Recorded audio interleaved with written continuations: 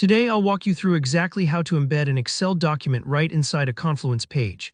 By the end of this tutorial, you won't just be attaching files. Your spreadsheets will be fully viewable and interactive for anyone on your team, without them ever needing to download a thing. Let's jump right in. First, you'll need to get your Excel file onto your Confluence page. On your page, scroll to where you'd like to add the spreadsheet. There are a couple of ways to upload. You can simply drag and drop your Excel file straight from your computer into the page, or if you prefer, click the little paperclip or attachment button in the toolbar. Not seeing it. Try typing files into the body of your page and select the files option that pops up. A quick tip here. Confluence lets you upload multiple files at once, but you want to make sure you're choosing the exact version of your Excel file you want others to see. Don't worry if your file takes a few seconds to upload. Large Excel files, especially those with lots of data, can take a moment. Once your file is uploaded, the next step is to insert the macro that allows Confluence to display Excel content right on the page. In the editor, start by typing Excel or /Office. Confluence will show you a list of matching macros. What you want here is the Office Excel macro. Think of this macro like a little display window for your spreadsheet. It's what makes all the magic happen. Click on Office Excel, and you'll see a dialog box open up, ready for you to configure.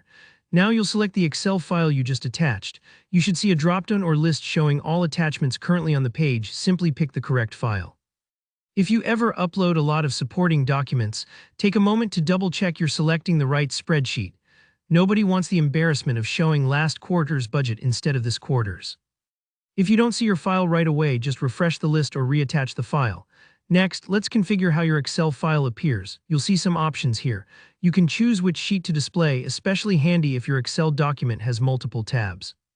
It's a small detail, but selecting the right sheet can really help your viewers focus on what's important, like maybe you just want them to see a summary instead of a deep data table. You can also set how many rows and columns to show. My advice, start with just what's necessary and let viewers open the file if they really need more detail. You'll also see display choices like Card or Inline View. Card View gives a clean, clickable link with a preview, while Inline View actually shows the spreadsheet content directly on the page, so people can read and even scroll right there. For team dashboards, I recommend Inline. It keeps everything front and center.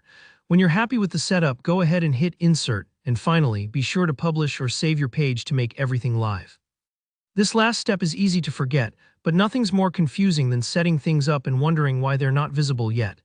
After saving, you should see your embedded spreadsheet exactly where you placed it, fully integrated into the flow of your documentation. Your coworkers can scroll, view, and interact with the data, all inside Confluence. So now you know exactly how to bring your Excel documents alive inside Confluence, a massive boost for project visibility and collaboration. If you found this helpful, don't forget to like this video and let me know in the comments if you have any questions or tips of your own. And of course, hit subscribe so you never miss another practical Confluence tutorial. Thanks for watching.